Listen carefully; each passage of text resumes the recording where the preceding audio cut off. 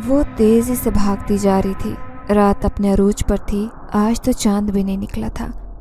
रास्ते अंधेरे में बमुश्किल दिखाई दे रहे थे, मगर उसे परवाह नहीं थी। वो चाहती थी अंधेरा उससे भी गहरा हो जाए ताकि कोई उसे देख न सके। बुरी तरह से हाँफती हुई ईशा ने गर्दन मोड़कर देखा तो उसे दिखाई कुछ भी नहीं दिया। अलबत्ता भागने और बोलने की आवाज़ें सुनाई दे रही थी। धुंध की वजह से आंखों से पानी बहने लगा और हाथ भी यख हो चुके थे। बगैर दुपट्टे और किसी गर्म चीज़ के वो मुसलसल पिछले आधे घंटे से भाग रही थी। दफतन उसकी बस हो गई तो वो सांस लेने के लिए एक दरख्त के पास रुकी। चंद लम्हे ही गुजरे होंगे कि जब आदमियों का ग्रोह उसके ऐन सर पर पहुंच चुका था। वो उससे सिर्फ चंद कदम की दूरी पर थे जब ईशा ने फिर से भागना शुरू कर दिया। उसकी टांगें भाग भाग कर जवाब दे चुकी थी। जब थोड़ा सा और भागी तो उसने मुड़कर देखा, वो आदमी वहीं रुक गए थे, मजीद उसके पीछे नहीं आए थे। ईशा को हैरानी तो बहुत हुई, लेकिन ये उसी के लिए अच्छा था। अब धुंध ईशा और उन लोगों के दरमियान आ गई थी, जिसका फ़ायदा उठाते हुए ईशा ने करीब ही खेतों में छलांग लगा दी। उसने यही सोचा था कि कुछ देर बाद वो आदमी यहाँ से चले गए तो वो भी उन खेतों से निकल जाएगी। वह वहीं चुप कर बैठी थी जब उसे कदमों की चाप सुनाई दी।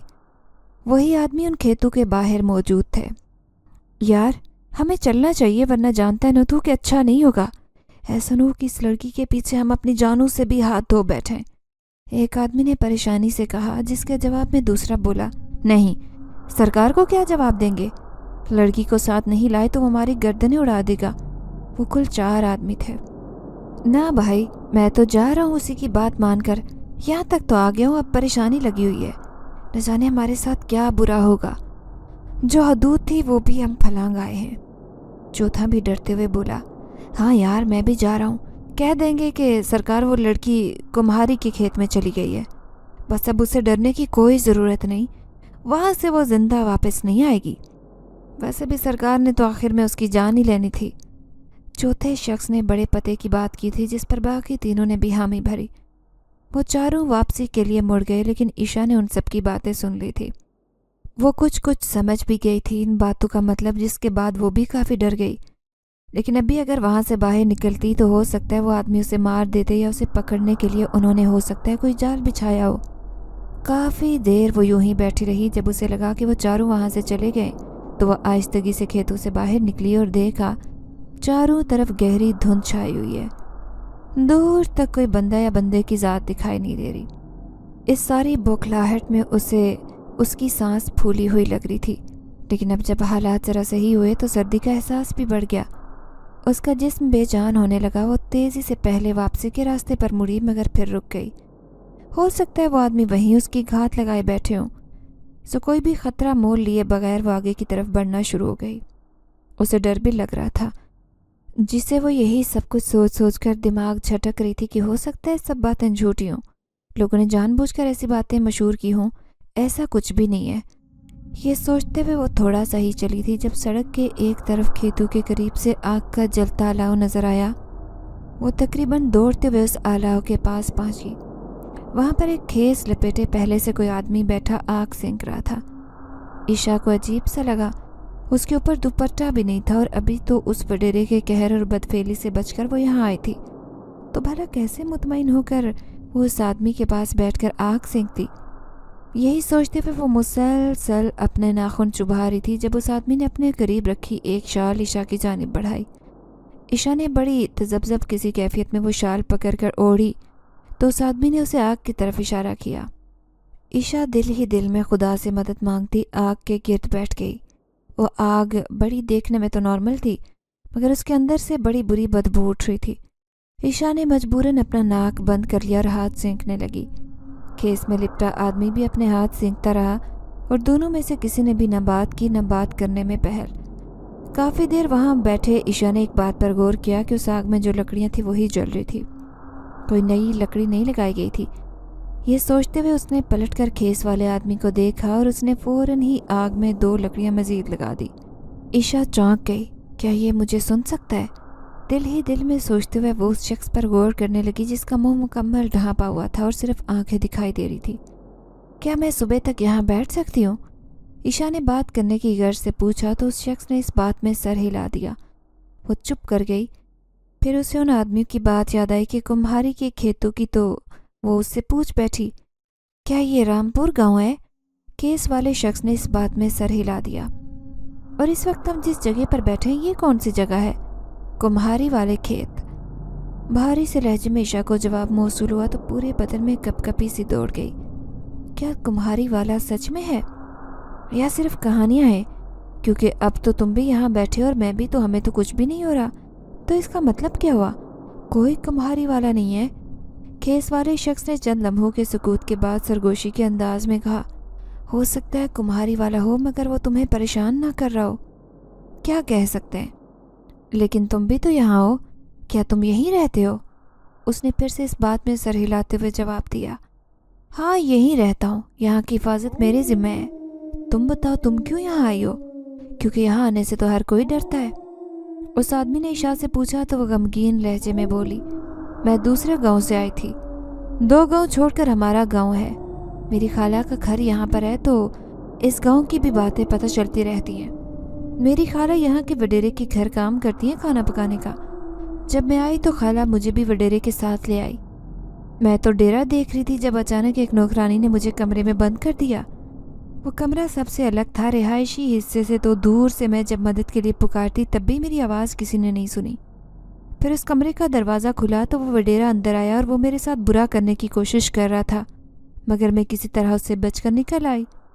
پر اس وڈیرے نے میرے پیچھے آدمی لگا دیے تو میں یہاں کھیتوں میں چھپ گئی۔ وہ آدمی واپس چلے گئے کہ یہ کمہاری والے کھیت کے پاس ہیں، اس وجہ سے میں تم سے پوچھ رہی تھی یہ سب۔ عشا بول کر چپ ہوئی تو وہ سامنے بیٹھے شخص نے سختی سے اس سے پوچھا، تو اب کیا کرو گی تم؟ بدلہ لوگی اس وڈیرے سے جس نے تمہارے ساتھ برا کرنا چاہا؟ عشا پہلے تو خاموش رہی، پھر سوچتے ہوئے بولی، بدلہ کیا لینا؟ میں کمزور اور مجبور ہوں۔ مجھے یقین ہے کہ اگر میں نے خالہ کو یا اپنے گھر والوں کو یہ سب بتایا تو وہ مجھے خاموش کروا دیں گے، کیونکہ طاقت کا ہی سارا زور ہے۔ جو طاقتور ہے اس کے سارے گناہ اور عیب چھپ جاتے ہیں۔ عشا نے اس کے بعد کوئی بات نہیں کی۔ وہ شخص بھی خاموشی سے بیٹھا رہا۔ جب فجر ہوئی تو اس نے نرمی سے کہا، اب تم اپنے گھر چلی جاؤ، چاہے تو رات کو پھر یہاں آ سکتی ہو، مگر ابھی تمہارا یہاں رہنا خطرے سے خالی نہیں ہے۔ عشا نے اس شخص کا شکریہ ادا کر کے بس پکڑی اور اپنے گاؤں چلی گئی۔ بس کا کرایہ بھی اسی آدمی نے دیا تھا۔ وہ گھر پہنچی تو اس کی خالہ وہیں پر موجود تھی۔ جلدی سے عشا کو دیکھ کر بولی، لڑکی تم کہاں غائب ہو گئی تھی؟ میں نے تو پورا گاؤں چھان مارا، مگر تم تو کہیں نظر نہیں آئی۔ اس سے پہلے کہ عشا اپنی گمشدگی کی وجہ خالہ کو بتاتی، وہ فوراً بولی، ٹھیک تو ہو نا؟ ویسے ٹھیک ہی لگ رہی ہو مجھے۔ ایک عورت کہہ رہی تھی کہ تمہیں کمہاری والے کھیتوں کی طرف جاتے دیکھا تھا اور سرکار کے کچھ بندے تمہارے پیچھے لگے ہوئے تھے۔ عشا، ان بندوں میں سے تو کوئی بھی نہیں بچا، سارے کھیتوں کے باہر مارے پڑے تھے۔ مجھے تو یہی فکر تھی کہ تم بھی نہ ماری جاؤ، پر تم تو ٹھیک ہو، مطلب وہ تمہارے پیچھے نہیں تھے۔ سرکار کے بندے کوئی اور لڑکی ہوگی جس کے وہ پیچھے تھے۔ خالہ نے ایک ہی سانس میں سب کچھ کہہ لیا تو عشا خاموشی رہی۔ اماں نے اسے دیکھتے ہوئے پوچھا، اگر وہ تم نہیں تھی تو تم کہاں غائب تھی؟ بتاؤ۔ ہاں عشا، تم کہاں تھی؟ خالہ نے بھی یاد آنے پر پوچھا تو وہ گہری سانس بھر کر بولی، اماں وہ میں ہی تھی۔ آپ کے سرکار نے میرے ساتھ بدتمیزی کرنے کی کوشش کی تھی، میں وہاں سے جان بچا کر بھاگی تو بندے میرے پیچھے لگا دیے، مگر وہ سب جھوٹ ہے، وہاں کوئی سایہ نہیں رہتا۔ پوری رات میں نے ان کھیتوں میں ہی گزاری ہے، اس نے بتایا تو خالہ نے اپنا دوپٹہ دانتوں تلے داب لیا۔ ایسا کیسے ہو سکتا ہے؟ کمہاری والے کھیت کے واقعات اتنے خوفناک ہوتے ہیں تو تم کیسے بچ گئی؟ دیکھ عشا، مجھے سچ سچ بتا کیا ہوا تھا۔ اماں بھی کافی خوفزدہ دکھائی دے رہی تھی۔ عشا نے دہراتے ہوئے سختی سے کہا، وہی ہوا جو بتایا تھا۔ اللہ کرے خالہ تیرے سرکار کا گزر بھی ان کھیتوں سے ہو، وہ بھی کتے کی موت مرے، آمین۔ یہ کہتے ہوئے وہ دھپ دھپ کرتی اپنے کمرے سے چلی گئی۔ اندر کمرے میں موجود ہونے کے باعث اسے باہر سے اماں اور خالہ کی آوازیں صاف سنائی دے رہی تھی۔ قدسیہ، قسم کھا کر کہتی ہوں کہ ان چاروں بندوں کی حالت ایسے تھی جیسے کسی نے بڑا تشدد کیا ہو ان پر۔ میں خود دیکھ کر آئی ہوں، پوری سڑک پر ان کے خون کے نشانات ہیں۔ کماری والا بڑا ظالم ہے، ہم گاؤں والوں کو تو عرصہ ہو گیا اس طرف ہم نے جانا ہی چھوڑ دیا ہے۔ یہ عشا جھوٹ بول رہی ہے، یہ وہاں نہیں گئی ہوگی، اور سرکار ایسا نہیں ہے، یہ ضرور کہیں اور گئی اور اب کہانی بنا لی ہے۔ اماں نے خالہ کی کسی بات کا جواب نہیں دیا۔ وہ جانتی تھی کہ عشا جو کہہ رہی ہے اس میں کوئی جھوٹ نہیں ہوگا، مگر وہ اپنی بہن کی فطرت سے بھی واقف تھی، اسی لیے خاموشی سے ساری بات سن کر بھی انہوں نے کچھ نہیں کہا۔ خالہ چلی گئی تو عشا کی اماں کمرے میں اس کے پیچھے آئی، مگر کیا دیکھتی ہیں کہ وہ کمرے میں بے ہوش پڑی ہے۔ انہوں نے اسی وقت اپنے محلے میں موجود نرس کو بلا کر دکھایا تو پتہ چلا کہ عشا کا بلڈ پریشر انتہائی کم ہے۔ ڈرپ وغیرہ لگنے کے بعد وہ اٹھ تو گئی، مگر اس کی حالت عجیب ہوئی پڑی تھی۔ اماں کو دیکھتی وہ جلدی سے بولی، میں نے کوئی جھوٹ نہیں بولا، مجھے وہاں واقعی ایک آدمی ملا تھا جس نے میری مدد کی تھی۔ اماں نے اس بات میں سر ہلایا، لیکن انہیں کچھ گڑبڑ لگ رہی تھی۔ عشا کا یوں اچانک سے بے ہوش ہونا عام بات نہیں تھی، جبکہ وہ یہی وجہ دے رہی تھی کہ رات میں ٹھنڈ بہت تھی۔ ساری رات وہ ٹھنڈ میں رہی تبھی بے ہوش ہو گئی تھی۔ اماں نے تب تو کسی بات کا جواب نہیں دیا، لیکن دوپہر کو جب عشا کھانے کے لیے بیٹھی تو اس کے منہ سے عجیب سی بو آ رہی تھی۔ یہ تمہارے منہ سے بو کیوں آ رہی ہے؟ مسواک کراؤ ابھی۔ اماں نے اسے اٹھایا، وہ مسواک کر کے آئی، مگر پھر بھی عجیب سی بو آ رہی تھی۔ اماں نے اس کے بعد کچھ نہیں کہا۔ عشا نے کھانا کھایا اور واپس کمرے میں گئی۔ کمرے میں آتے اس کا سر گھومنے لگا۔ کافی دیر تو وہ اپنے گھومتے سر کو لے کر بیٹھی رہی، مگر جب درد نہیں ہوئی تو وہ چھت پر آ گئی۔ وہاں بیٹھے بیٹھے اچانک اسے یاد آیا، جیسے وہ رات میں کچھ بڑا کر آئی تھی، لیکن میں تو پورا وقت آگ کے پاس ہی بیٹھی رہی، پھر مجھے ایسے کیوں لگ رہا ہے جیسے مجھے کچھ ہو رہا ہو، کچھ ایسا جو مجھے پہلے کبھی نہیں ہوا۔ لیکن عشا کو سوائے آگ کے قریب بیٹھنے کے اور کھیس والے شخص کی دی چادر اوڑھنے کے کچھ بھی یاد نہیں تھا، مگر دماغ مسلسل یہی سوچ رہا تھا کہ جیسے اس کے ساتھ کچھ ہوا ہو۔ کافی دیر عشا اسی شش و پنج میں بیٹھی رہی تو اچانک اسے ایک چھپاکا سایہ اور اس پر ہلکا ہلکا نیند کا غلبہ طاری ہونے لگا۔ وہ سپہر تک مکمل سو نہیں رہی تھی، مگر خواب کی سی کیفیت اس کے پورے وجود پر چھائی تھی۔ اس نے خواب میں دیکھا کہ رات کا وقت ہے اور وہ انہی کھیتوں میں موجود ہے جہاں کل سے اس کے پیچھے آدمی لگے تھے۔ وہ آدمی اس کی طرف جیسے ہی بڑھے، عشا بھی ان کی طرف بڑھی۔ دیکھتے ہی دیکھتے اس نے پوری طاقت لگا کر ان کی گردنوں میں اپنے دانت کاٹ دیے۔ یہ دیکھتے ہی باقی تینوں آدمی وہاں سے بھاگنے لگے، مگر اس نے ان تینوں کو بھی نہیں چھوڑا اور ان کی جان لے لی۔ وہ بس صرف خواب میں اتنا ہی دیکھ سکی۔ اس کے بعد اس پر چھایا نیند کا سارا غلبہ دور ہو گیا اور وہ بالکل چاق و چوبند دکھائی دینے لگی۔ عشا نے چونک کر دیکھا تو وہ اپنے گھر کی چھت پر موجود تھی اور اس وقت دوپہر کا وقت تھا۔ سردی زیادہ ہونے کے باعث سورج کی بہت کم روشنی چھت پر آ رہی تھی۔ وہ بہت حیران ہوئی، کیونکہ جو کچھ ابھی اس نے دیکھا تھا چونکا دینے والا تھا۔ حیرانی عشا کو اس بات پر تھی کہ اسے یہ رات والا منظر دکھائی دے رہا ہے۔ یہاں تک تو سب ٹھیک ہے، لیکن وہ کیوں اس منظر میں ان آدمیوں کی جان لے رہی تھی؟ کافی سوچ بچار کے بعد اسے کچھ سمجھ نہیں آیا تو اس نے اپنا سر جھٹک دیا کہ ہو سکتا ہے رات والا واقعہ ابھی تک اس کے حواسوں پر طاری ہو چکا ہو، تبھی اسے عجیب طرح کا منظر دکھائی دے رہا ہے۔ وہ اٹھ کر دھوپ میں آ بیٹھی، جبکہ دماغ مسلسل اسی طرف لگا ہوا تھا اس نے جو بھی خواب دیکھا تھا۔ دھوپ میں بیٹھے عشا کو کچھ ہی دیر ہوئی تھی جب اسے اپنا جسم تپتا ہوا محسوس ہوا۔ حالانکہ وہ دھوپ بہت کم تھی، پھر اسے اتنی گرماہٹ کا احساس کیوں ہو رہا تھا؟ گویا ایک آگ اس کے اندر داخل ہوئی۔ وہ جلدی سے اٹھ کر دھوپ سے پیچھے ہونے لگی، تبھی اس کی ہاتھ کی پشت پر نظر پڑی جو سنہری رنگ کی ہو رہی تھی۔ دھوپ پڑنے کی وجہ سے اس میں عجیب سی چمک دکھائی دے رہی تھی۔ عشا نے ہاتھ رگڑا تو وہ مزید چمکنے لگا، جیسے ہاتھ کی پشت پر پارا بھر دیا گیا ہو۔ وہ ایک دم سے پریشان ہو گئی۔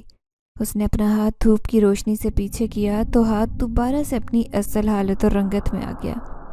عشا نے آزمانے کی خاطر پھر سے سورج کی روشنی میں ہاتھ کیا تو وہ ایک دم چمکنے لگا۔ اس نے جلدی سے اپنے ہاتھ پر دوپٹہ کر لیا اور بھاگ کر نیچے آئی تو سامنے ہی اماں کھڑی عجیب نظروں سے دیکھ رہی تھی۔ عشا کو یوں گھبرائے دیکھا تو پوچھ لیا، کیا بات ہے؟ پریشان لگ رہی ہو؟ سب ٹھیک تو ہے نا؟ عشا نے اس بات میں سر ہلایا اور جلدی سے اپنے کمرے میں چلی گئی، کیونکہ اسے خوف تھا کہ کہیں اماں کو علم نہ ہو جائے۔ اگر انہیں علم ہو جاتا تو اس کے بعد وہ کیا کرنے والی تھی اسے بالکل اندازہ نہیں تھا۔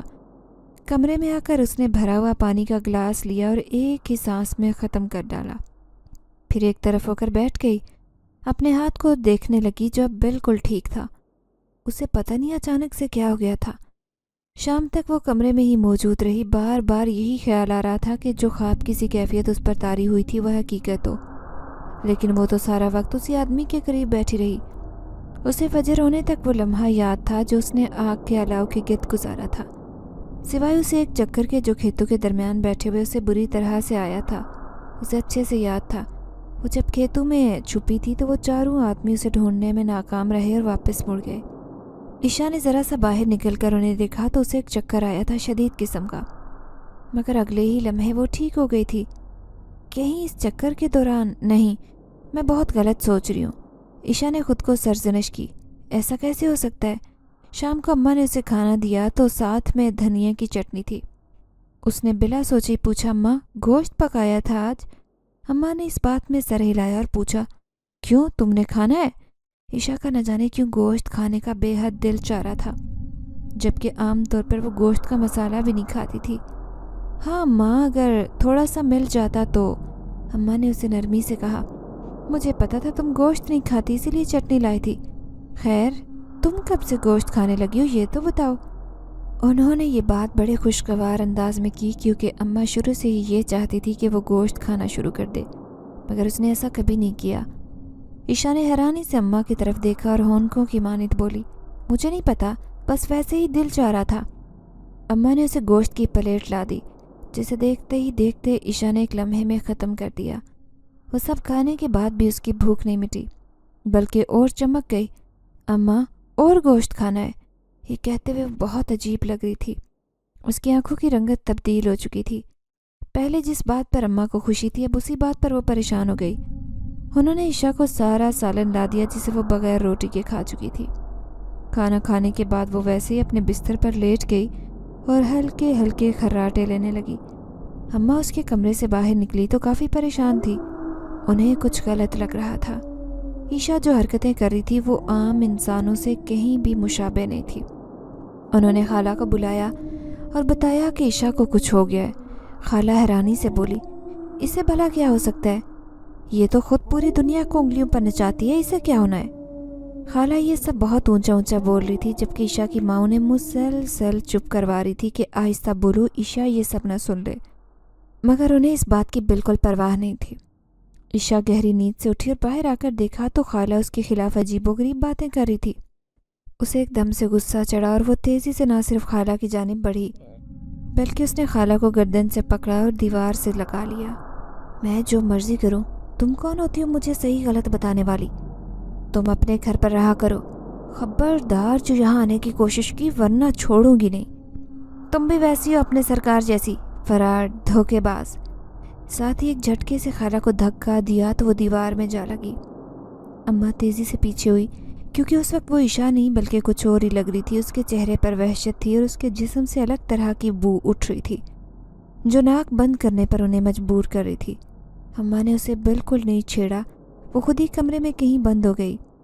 पीछे से खाला भी हक्का बक्का ये सब समझने की कोशिश कर रही थी कि अभी उसके साथ क्या हुआ, जो हुआ है वो हकीकत भी है या नहीं।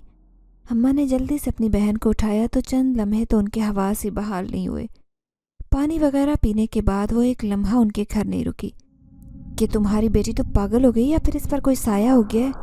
ये कहते खाला खौफजदा सी वहाँ से चली गई, जबकि अम्मा की परेशानी बढ़ चुकी थी। उन्हें यकीन था कि ईशा के साथ जो कुछ भी हुआ है ज़रूर उन्हीं खेतों में हुआ है, जिसका असर अब तक बच्ची पर ताज़ा है। वह आहिस्तगी से ईशा के कमरे में गई तो वो सो रही थी। मासूमियत उसके चेहरे से छलक रही थी और वो सोते हुए बिल्कुल छोटी बच्ची मालूम हो रही थी। अम्मा उसके पास बैठकर उसके बालों में नरमी से हाथ फेरने लगी तो ईशा ने आंखें खोल दी, मगर अब उसकी आंखों का रंग और चेहरे के जाविये दोनों ही दुरुस्त हालत में थे। अम्मा, मेरा जिस्म टूट रहा है, बहुत दर्द हो रहा है। उन्होंने नरमी से उसकी टांगें दबाना शुरू कर दी तो वो पुरजोश होकर बोली, मुझे ख्वाब आया है कि खाला हमारे घर आई है और मैंने खाला की गर्दन दबोच ली है। उसके बाद पता है क्या हुआ? खाला डर के मारे हमारे घर से चली गई। अम्मा का हाथ एक लम्हे के लिए रुका, मगर खामोशी से उन्होंने दोबारा शीशा की टांगें दबाना शुरू कर दी और कहा, बच्चे ख्वाब होते हैं, उसे ज़्यादा सर पर सवार नहीं करते। चलो दोबारा सोना है तो सो जाओ, मैं दबा रही हूँ तुम्हें। अब वो भला उसे कैसे बताती कि जो कुछ ईशा ख्वाब की मद में सुना रही थी वो कहीं से ख्वाब नहीं बल्कि हकीकत था, और बहुत भयानक हकीकत। अम्मा, मुझे डर लग रहा है, खुद से अजीब सा खौफ महसूस हो रहा है, पता नहीं क्यों। अम्मा ने ईशा को देखा, फिर नज़रें चुराते हुए बोली, तो ऐसा करते हैं किसी से दम करवा लेते हैं, मुझे उम्मीद है मेरी बच्ची बिल्कुल ठीक हो जाएगी। हाँ ना, दम करवाने से मेरा डर भी ख़त्म हो जाएगा। अगले रोज़ अम्मा ईशा को साथ लेकर साथ के गांव में दम करवाने चली गई। उन्हें पता चला कि वहाँ एक बहुत पांचा मलंग आया है जो एक मर्तबा सर पर हाथ फेर दे तो इंसान के अंदर के दुख ख़त्म हो जाते हैं। अम्मा ने ये बात तो किसी को नहीं बताई कि ईशा पर कोई शे आ गई है। अगर वो बता देती तो ईशा की शादी करना मुश्किल हो जाता, कोई उसका रिश्ता अपने बेटे के लिए ना मांगता। मलंग के एन सामने ही ईशा बैठी तो मलंग उछलकर पीछे हुआ और अम्मा को घूरते हुए बोला, इसे मेरे पास क्यों लाई हो? अम्मा हाथ जोड़कर बोली, साईं थोड़ा सा दम कर दें, बच्ची को बड़ी परेशान हुई है, बच्ची डरती है। और मगर मलंग ने उनका जुमला मुकम्मल करने से पहले नहीं कह दिया। उसने ईशा की जानिब से मुंह मोड़ते हुए कहा, जो इस पर है वो किसी दम से नहीं जाएगा, जो है जैसा है उसे वैसा रहने दो, खुद से कुछ मत करना वरना बड़ी मुश्किल उठाओगी। अम्मा उस मलंग के कदमों में बैठ गई, रोते हुए बोली, मेरी बच्ची पर जो तकलीफ़ है साईं उसे आप ही दूर कर सकते हो, एक बार हाथ फेर दो इसके सर पर। मलंग ने बड़े गौर से अम्मा को देखा, फिर आहिस्तगी से बोला, कुछ मुश्किलात ऐसी होती हैं जिन्हें दूर करना ही मसले का हल होता है, लेकिन कुछ मुश्किलात ऐसी हैं जो दूसरी मुश्किलात को मारती हैं। अगर उन्हें ख़त्म कर दिया जाए तो दूसरे मसले पैदा होते हैं, उनका कोई इलाज नहीं होता। तो समझ तेरी बच्ची पर ऐसी ही कोई आफत आन पड़ी है, उसे ख़त्म कर देगी तो बाकी आने वाली मुश्किलात इसके गले का हार बन जाएंगी। अगर नहीं ख़त्म करेगी तो वो खुद ही देख लेगा जो इसके साथ है। मलंग की बात में दम था। अम्मा ईशा को लेकर वापस आ गई, मगर अम्मा ने किसी को नहीं बताया कि उस पर कोई शे है या ईशा क्या उल्टी सीधी हरकतें करती फिर रही है। हाँ, लेकिन अपनी बहन को अम्मा ने हाथ जोड़कर खुद ही रोक दिया था। जब वो नहीं रुकी तो अम्मा ने धमकी दी, अगर वो किसी को बताएगी ईशा को हो सकता है उसके साथ वो मज़ीद बुरा करे। अगर वो ऐसा कुछ नहीं चाहती तो उसे अपना मुंह बंद रखना चाहिए। इस बात ने खाला की बोलती भी बंद कर दी थी। उधर ईशा घर आई तो 1-2 दिन ठीक रही, मगर फिर से एक रात उसके साथ कुछ अजीब हुआ। वो गहरी नींद में थी जब उसे बार बार अपने नाम की पुकार सुनाई देने लगी। 1-2 मरतबा किस्मत आकर वो दोबारा से सो गई, मगर अब नाम की पुकार के साथ कोई उसका कंधा भी हिला रहा था। ईशा ने हैरानी से उठकर देखा तो उस कमरे में उसके अलावा कोई भी नहीं था, मगर उसका नाम कोई मुसलसल पुकार रहा था। वो फ़ौरन से बिस्तर से निकली और जूते पहनकर बाहर आई, मगर पूरा घर सुनसान पड़ा था। वो घर से निकल आई, उसे नाम पुकारने वाला दिखाई नहीं दे रहा था, अलबत्ता नाम की पुकार किसी सिमत से पड़ रही थी, वो उसे ज़रूर सुनाई दे रहा था। वो मुख्तलिफ गलियों से होते हुए काफ़ी देर बाद एक ऊंची सी हवेली के सामने खड़ी थी। ईशा को वो जगह देखी देखी लग रही थी, मगर दिमाग ये समझने से बिल्कुल कासिर था उसने ये जगह कब और कैसे देखी। बस हल्की सी याददाश्त थी कि वो कहीं ना कहीं उस हवेली से जुड़ी है। उसे फिर अपना नाम सुनाई दिया तो वह हवेली के पिछले हिस्से से अंदर दाखिल हुई। मुख्तलिफ राहों से होती वो एक आलीशान कमरे में थी जो दिखने में बेहद खूबसूरत था। फिर उसकी नज़र बिस्तर पर पड़े वजूद पर पड़ी जो एक मर्द था, और ईशा ने उसे कहीं देख रखा था, मगर उस वक्त उसकी याददाश्त उसका बिल्कुल साथ नहीं दे रही थी। उसकी हालत ऐसी थी कि वो बज़ाहिर सब काम तो खुद करती दिखाई दे रही होती, मगर पीछे से उसे कोई अपने इशारों पर चला रहा होता था, जिसकी पैरवी करना उसके लिए बेहद ज़रूरी था। वो उस आदमी के हिंद सर पर पहुंची तो किसी एहसास के तहत वो भी उठ गया।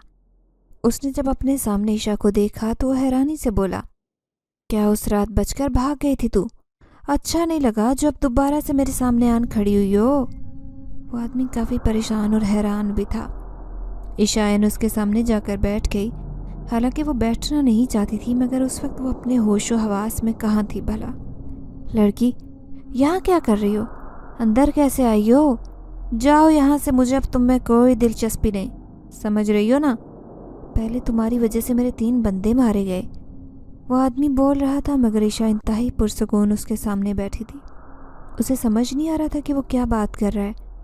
उठो और उसके सामने जाकर ज़ुबान गुद्दी से खींच लो। अंदर कहीं ईशा के दिमाग में बैठकर किसी ने ये बात की तो हुक्म की तामील करते हुए वो उस आदमी के करीब आई और पूरी ताकत लगाकर उसने उस आदमी का मुंह खोला, साथ ही उसकी ज़ुबान गुद्दी से खींच ली। उसके बाद उसे कोई होश नहीं रहा। वो घबरा कर उठी तो खुद को बिस्तर पर पाया। शायद ख्वाब में भी वो चीखें मार रही थी कि अम्मा उसके करीब ही बैठी थी और इंतहाई परेशान लग रही थी। अम्मा, अभी मुझे बहुत बुरा ख्वाब आया है। अम्मा ने उसे अपने साथ लगाया, मगर वो मचल कर पीछे हुई और बोली, मैंने अभी एक आदमी की ज़ुबान गुद्दी से खींची है। पहले तो मैं उस आदमी को पहचान नहीं पा रही थी, मगर अब समझ आई है कि वो कौन था। अम्मा खामोश रही। उन्होंने ना हाँ की और ना की। वो वही वडेरा था जिसने मुझसे बदतमीज़ी की कोशिश की थी। अम्मा अब भी चुप थी। बोलती क्यों नहीं हो अम्मा, कुछ तो बोलो। हम कमज़ोर लोगों के बदले ऐसे ही पूरे होते हैं कि ख्वाब में उस जालिम के साथ बुरा करके खुद को पुरसुकून कर लेते हैं। असल में भला कहाँ ताकत होती है इतनी हम में। मैं तो कहती हूँ कि खुदा करे उस शख्स के साथ ऐसा ही हो। बेहद जालिम इंसान है वो। ये कहते हुए ईशा जज्बाती हो रही थी। तभी अम्मा ने उसे गले लगाया और चुपके से अपनी आंखों में आए आंसू पोंछ लिए कि कहीं ईशा उन्हें रोता न देख ले। उन्होंने वापस उसे खाना ला दिया, जो खाते ईशा चौंक कर बोली, अम्मा मेरे कपड़े? जब सोने लगी थी तो तब मैंने और कपड़े पहने थे, अब कैसे तब्दील हो गए? अम्मा ने खामोश निगाहों से ईशा को देखा, क्योंकि एक मर्तबा फिर से उन्हें झूठ बोलना था। बच्चे यही कपड़े पहने थे तुमने, तुम्हें याद नहीं है क्या? मगर वो नफ़ी में सर हिलाकर बोली, नहीं नहीं, ये कपड़े नहीं थे, मुझे अच्छे से याद है, मैंने सफ़ेद रंग का जोड़ा पहना हुआ था। अम्मा मुस्कुराते हुए बोली, ईशा तुमने सोच सोच कर अपने दिमाग को पागल कर दिया है, कुछ ज़्यादा ही थका दिया है, तभी अजीबोगरीब बातें कर रही हो। यही काले कपड़े पहने हुए थे तुमने। चलो खाना खा लो, मैं बाहर सहन साफ कराती हूँ। वो ईशा को सोच में छोड़कर बाहर आई तो एक मरतबा फिर से पल्लू के साथ अपने आंसू साफ किए तेज़ी से सहन में आकर उन्होंने एक कोने में ईशा का सफ़ेद रंग का जोड़ा उठाया, जिसके कमीज़ के सामने और बाजू पर खून के निशानात थे। उन्हें जल्दी से आग लगाकर वो सहन साफ करने में मगन हो गई। तभी पड़ोसन ने उन्हें आवाज़ देकर पूछा, जनाजे पर नहीं जाओगी? अम्मा ने नफ़ी में सर हिला दिया और कहा, बेटी की तबीयत ठीक नहीं, मैं तो उसके पास घर पर रुकी हूँ। पड़ोसन ने सुनकर इस बात में सर हिलाया और बोली, पता नहीं कितना जालिम था जिसने सरकार के साथ इतना बुरा किया। अम्मा खामोश रही, कोई जवाब नहीं दिया। वो पड़ोसन वहाँ से चली गई। अम्मा को अच्छे से याद था कि रात के पहर उन्होंने ईशा को कमरे में घर से बाहर जाते देखा। पहले वो उसके पीछे जाने लगी, मगर ईशा को देखकर ऐसे लग रहा था कि होश आवास में न हो। उसकी आंखों की रंगत बदली थी और चलने का अंदाज भी मुख्तलिफ था। उन्होंने अपने आप को उसका पीछा करने से रोका, क्योंकि मलंग की बात उन्हें अच्छे से याद थी, पर कहाँ तक वो खुद को काबू रखती। आखिर माँ थी तो ईशा से कुछ फासला रखकर पीछा करने लगी। दूसरे गांव तक पहुँचने में उनकी बस हो गई, मगर ईशा एक लम्हे के लिए सांस लेने के लिए नहीं रुकी। सरकार की हवेली चली गई। अम्मा बाहर खड़ी थी।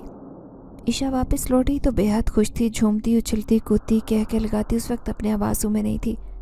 अम्मा को उसके पागलपन ने नहीं बल्कि किसी और बात ने परेशान किया। वो खून था जो ईशा के कपड़ों पर बुरी तरह से लगा था। ईशा ने ऐसे ही पागलों वाली हरकतें करते हुए अचानक से अम्मा को देखा, जो दूर आंखों में आंसू लिए खुद पर जब्त बांधे खड़ी थी। मुझे माफ़ करना, ये कहकर ईशा वहीं पर गिरकर बेहोश हो गई। अम्मा तेज़ी से उसकी तरफ भागी, उसे सहारा देते दरख्त के पीछे लाई। ये तो किस्मत अच्छी थी कि वहाँ से गधा गाड़ी गुजर रही थी। अम्मा ने कहा कि मेरी बच्ची के साथ हादसा हो गया है तो बराए करम हमें दूसरे गांव छोड़ दें।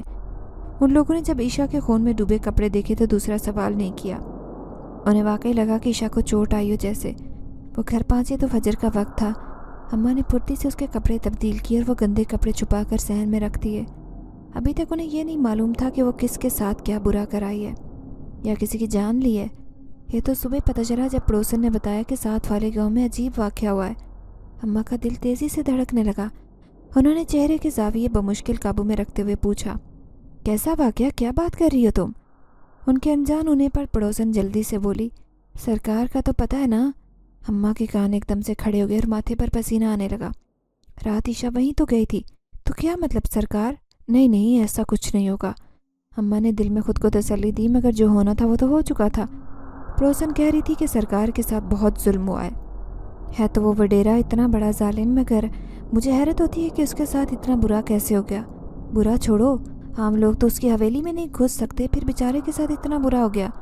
अम्मा ने उथल पुथल होते दिल को दिलासा देते हुए पूछा, क्या बात कर रही हो, सरकार को क्या हुआ? पड़ोसन अम्मा के थोड़ा करीब आई और सरगोशी के अंदाज में बोली, किसी ने सरकार को मार डाला है और बुरी तरह से मारा है कि क्या बताऊं। सरकार की ज़ुबान गुद्दी से खींचकर अलग कर दी है। पूरा कमरा खून से भर गया था, मगर मारने वाले के ना कोई निशानात थे ना ही जाने का कोई इल्म। मुझे तो लगता है ज़रूर किसी हवाई चीज़ का काम है। पड़ोसन मुसलसल बोलती जा रही थी और अम्मा के कानों में साएं साएं हो रही थी। यानी रात ईशा इस काम के लिए सरकार की हवेली में गई थी। वल्लाह! वो तेज़ी से कमरे की तरफ भागी, जबकि पीछे पड़ोसन ने उन्हें हैरत से देखा। फिर वो अपने घर चली गई। अम्मा को तो सुकून नहीं मिल रहा था। जब ईशा उठी तो वो इस बात से मुकम्मल तौर पर बेखबर थी कि रात को अंधेरे में उसने क्या किया है।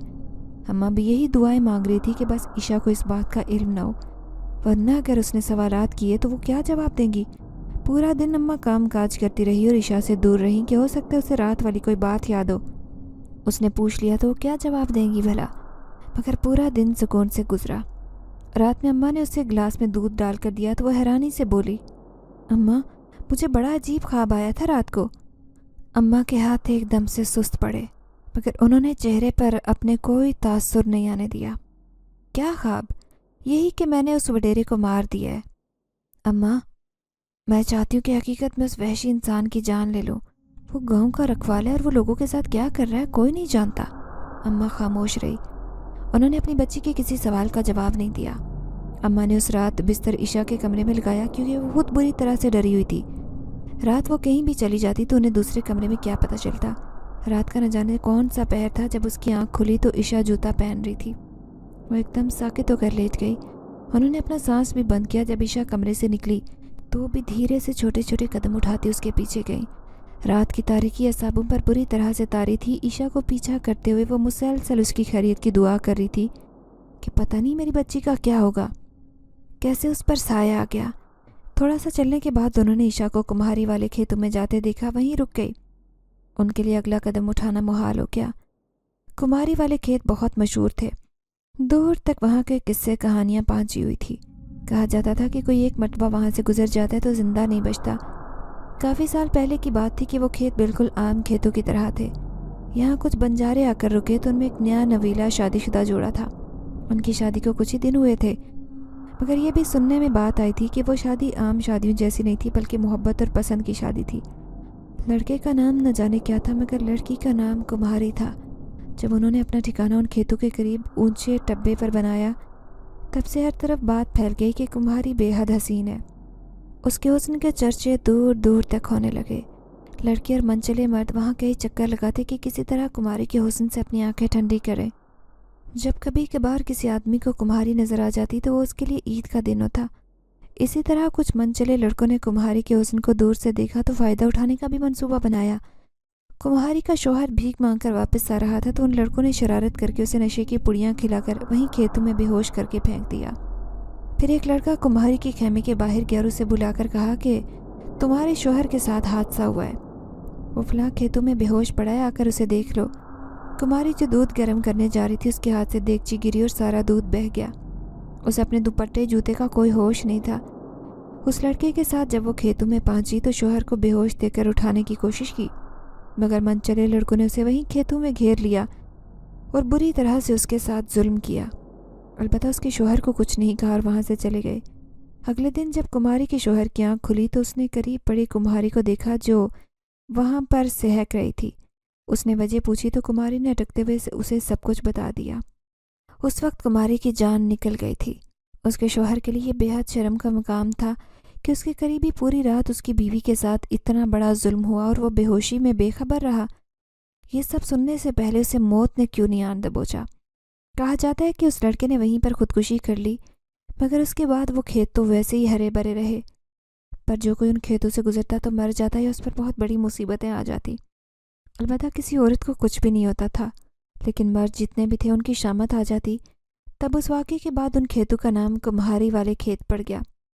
जिन लड़कों ने कुमारी के साथ ज़्यादती की थी वो भी मर गए। फिर ये बात मशहूर हुई थी कुमारी का शौहर जिसने खुदकुशी की थी वो उन खेतों पर बसेरा किए हुए है, जब अपनी बीवी का बदला ले रहा है। बाद में किसी बाबे को बुलवाकर उसे हिसाब लगवाया गया तो उसने इस बात की 100% तस्दीक कर दी थी कि ऐसा ही है, लेकिन इसका कोई हल नहीं है। वो रूह बेहद ताकतवर है। जिसकी बीवी के साथ जुल्म हुआ था, जो गुनहगार थे वो तो मर गए, मगर अब बेहतर यही है कि कोई भी मर्द वहाँ का रुख ना करे। हो सकता है कि उसे कुछ भी ना हो, मगर एहतियात बहुत ज़्यादा ज़रूरी है। ईशा की माँ तो पहले ही खेतों से बाहर खड़ी रही, मगर ईशा मुसलसल खेतों के अंदर जा रही थी। वो जो भी था अपनी बेटी को यूँ अकेला नहीं छोड़ सकती थी। तभी अल्लाह का नाम लेकर ईशा के पीछे उन खेतों में चली गई जहाँ वो सारी ज़िंदगी नहीं गई थी। ईशा रास्ते पर चलती हुई एक खेत के अंदर ही दाखिल हो गई थी। अम्मा का दिल तो मानो बुरी तरह से घबरा रहा था। یہاں تک کہ وہ اپنے دل کی دھڑکن اپنے کانوں میں بھی سن سکتی تھی۔ مگر کیا کرتی، بیٹی تھی وہ ان کی۔ بالآخر اپنی جان کو اپنی بیٹی کے نام پر داؤ پر لگا کر وہ خود بھی ان کھیتوں میں عشا کے پیچھے پیچھے چلی گئی تھی۔